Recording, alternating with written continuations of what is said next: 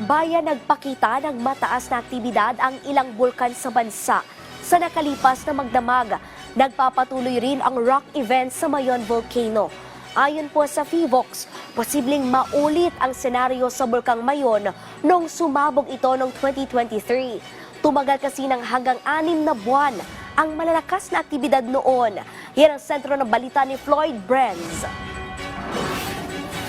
Nananatili sa Alert Level 3 ang Bulkang Mayon sa Albay matapos iulat ng PHIVOLCS ang patuloy na pagtaas ng aktibidad nito. Ayon sa PHIVOLCS, ang pag-aalboroto ng bulkan ay dulot ng paggalaw ng magma at paulit-ulit na pagguho ng lava dome sa bunganga nito.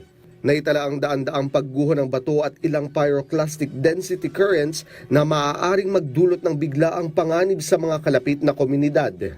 Nagbabala naman ang mga otoridad na posibleng magkaroon ng mas malakas na pagsabog at pag-agos ng lava at pag-ulan ng abo sa mga susunod na araw o linggo.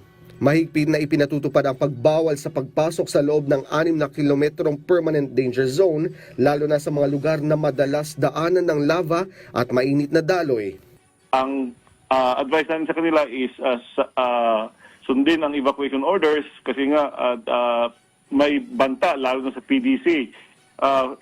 Anytime pwedeng magkaroon ng malaking PDC, posibleng magkaroon ng malaking PDC and baka lalagpas ito doon sa permanent danger zone. Halos 3,000 residente ang inilikas mula sa mga barangay na itinuturing na high risk para maiwasan ang posibleng sakuna. Patuloy ang pagbubukas ng mga evacuation center at pamamahagi ng pagkain at iba pang tulong sa mga apektadong pamilya. Ayon din sa PHIVOLCS, nagkaroon ng maliit na rheatomagmatic na pagsabog sa pangunahing crater ng Bulkang Taal noong Biyernes ng gabi na naglabas ng singaw na umabot hanggang 900 metro. Samantala, nagkaroon ng maliit na rheatomagmatic na pagsabog sa pangunahing crater ng Bulkang Taal noong Biyernes ng gabi na naglabas ng singaw na umabot hanggang 900 metro. Tumagal ang pagsabog ng humigit kumulang 4 na minuto at naitalag gamit ang thermal camera.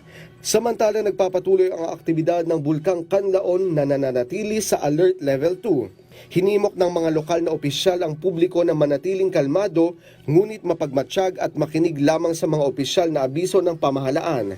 Ayon sa PHIVOLCS, maaari pang tumaas ang alert level kung magpapatuloy ang paglala ng aktibidad ng Bulkang Mayon. Floyd Brenz para sa Pambansang TV sa Bagong Pilipinas.